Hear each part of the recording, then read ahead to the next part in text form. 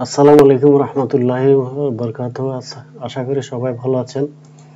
আজকের ক্লাসে আমি শেখাবো জিটিএম দিয়ে কিভাবে পিক্সেল সেটআপ করবেন প্লাগইনস ইউজ করে।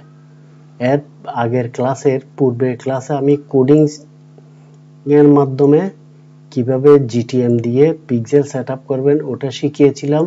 এই ক্লাসে একটা প্লাগইনস কিছু করতে হবে না, একদম সোজা একটা প্লাগইনস ইনস্টল করে অ্যাড করে ওটার মাধ্যমে আপনি পিক্সেল সেটআপ করতে পারবেন জিটিএম এর অন্যান্য জিটিএম ক্লাসের মধ্যে জিটিএম প্রথম যে ক্লাসে পিক্সেল সেটআপ করিয়েছিলাম ওখানে যে সিস্টেমগুলি করে ছিল আইডি ক্রিয়েট ওগুলি সবগুলি কিন্তু ঠিক থাকবে। যেমন জিটিএম, আপনাকে জিটিএম এ একটা অ্যাকাউন্ট খুলতে হবে। এখন খুলবেন যে জিটিএম দিয়ে যখন আপনি চার্জ দিবেন এই যে ট্যাগ ম্যানেজার এখানে যখন আপনি ক্লিক করবেন দেখবেন এখানে আপনাকে ক্রিয়েট অ্যাকাউন্ট, এই ক্রিয়েট অ্যাকাউন্টে আসতে বলবে। কিন্তু আমার একটা অ্যাকাউন্ট করা আছে, এই যে আমার যে অ্যাকাউন্টটা করা আছে এটা।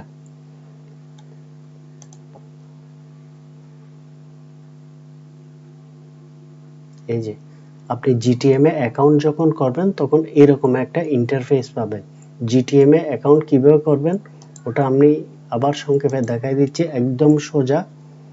দেখেন এই যে জিটিএম এ যাবেন, জিটিএম দিয়ে সার্চ করলে এটা আসবে ক্রিয়েট অ্যাকাউন্ট। ক্রিয়েট অ্যাকাউন্টে যাবেন, ক্রিয়েট অ্যাকাউন্টে এখানে কিছু একটা নাম দিবেন, তারপর এখান থেকে বাংলাদেশ সিলেক্ট করে দিবেন, আপনার দেশ, আমি বাংলাদেশ সিলেক্ট করে দিলাম।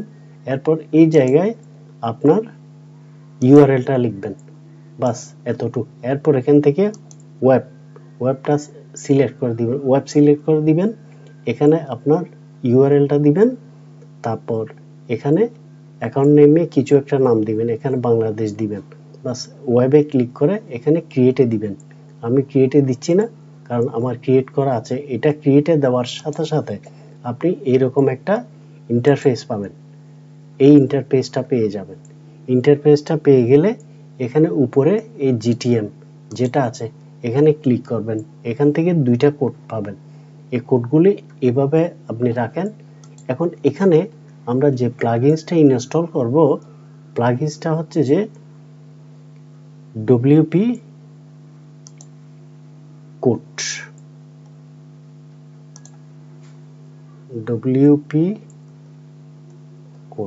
ডব্লিউপি কোড দিয়ে আমরা সার্চ দিলে আমরা এই একটা প্লাগইন পেয়ে যাব। ইনস্টল কোড দিলাম, এখানে আরো অনেক আছে, সবচেয়ে জিটিএম এর জন্য ভালো হচ্ছে এই কোডটা। এরপর এটাকে আমরা অ্যাক্টিভেট করে নিব। অ্যাক্টিভেট করে নেওয়ার পরে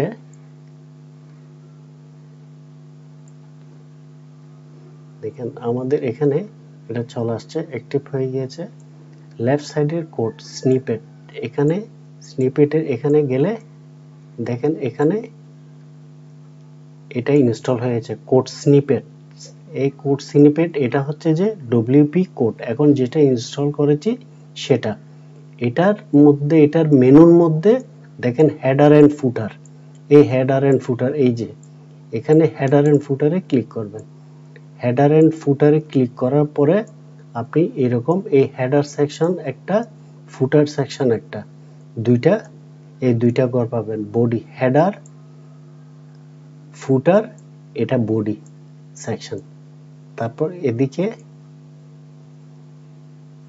এই হেডারের মধ্যে আপনি হেডার সেকশনের মধ্যে আপনি এই জিটিএম থেকে যে কোড পাবেন, এখানে লেখা আছে page this code as high in the head of the page as possible। যত উপরে হেডার সেকশনের একদম উপরে এই কোডটা বসাতে বলা হয়েছে। এটা কপি করলাম, কপি করে আমি এই হেডারের মধ্যে এখানে পেস্ট করে দিলাম, হয়ে গেল। এবার আবার চলে আসি, এবার বডি সেকশনে বলা হয়েছে page this code immediately after the opening body tag. Body ট্যাগে এটা এবার বডি ট্যাগে কপি করলাম, বডি ট্যাগে এটা নিয়ে বডি ট্যাগে পেস্ট করে দিলাম। বাস হয়ে গেল আমাদের কাজ। সেভ সেটিং দিয়ে দিলাম। এবার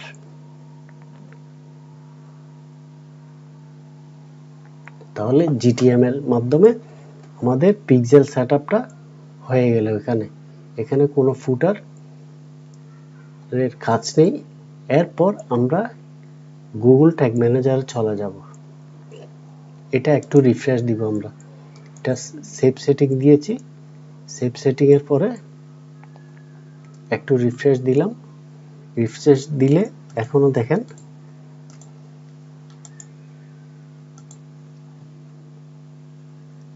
একটু পেজ রিফ্রেশ দিয়ে দেখি। দেখেন এখনো কিন্তু এখানে কোনো পিক্সেল দেখাচ্ছে না। হ্যাঁ, কেন দেখাচ্ছে না? আমি এখন শুধুমাত্র ওয়েবসাইটের সাথে আমার ওয়েবসাইটের সাথে ওয়ার্ডপ্রেসের সাথে গুগলের কানেক্টিভিটিটা করেছি। গুগলকে আমি এখন আমার ফেসবুকের কোড দিই নাই। ফেসবুকের কোডটা আমি এখন সেট আপ করতে হবে। সেটা করার জন্য আমি এখানে ট্যাগে চলে আসব। ট্যাগে আসার পর দেখেন এখানে একটা নিউ ট্যাগ খুলব।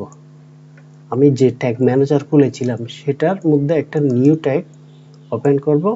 ওপেন করে এখানে এই সার্চ করব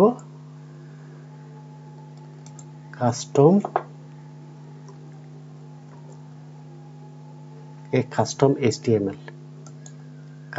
HTML। এটা সার্চ করে করব। এখানে আমি আমার যে বেস কোডটা আছে ফেসবুকে যে পিক্সেলটা তৈরি করেছিলাম এটার এই বেস কোডটা কপি করে আমি এখানে এনে বসাই দিব। এখানে পেস্ট করে দিব। এরপর ট্রিগারের মধ্যে আমি অল পেজেস দিয়ে দিব। বাস এতটুকু। এরপর সেভ দিয়ে দিলাম। সেভ হয়ে গেল কাস্টম ইউআরএল। এখন একটা কাস্টম ইউআরএল এখানে তৈরি হয়ে গেল। এই যে দেখা যাচ্ছে কাস্টম পেজ ভিউ। তাহলে এখন আমরা সব কাজ শেষ করার পর এখন একটা যদি রিফ্রেশ দিই তাহলে এখন দেখি এই রিফ্রেশ দেওয়ার সাথে সাথে এই যে আমাদের মেটা পিক্সেল হেল্পার দিয়ে চেক করে দেখি এটা এখন ডাটা নিচ্ছে। এই দেখা যাচ্ছে এটা ডাটা নিচ্ছে। ধন্যবাদ সবাইকে। আসসালামু আলাইকুম।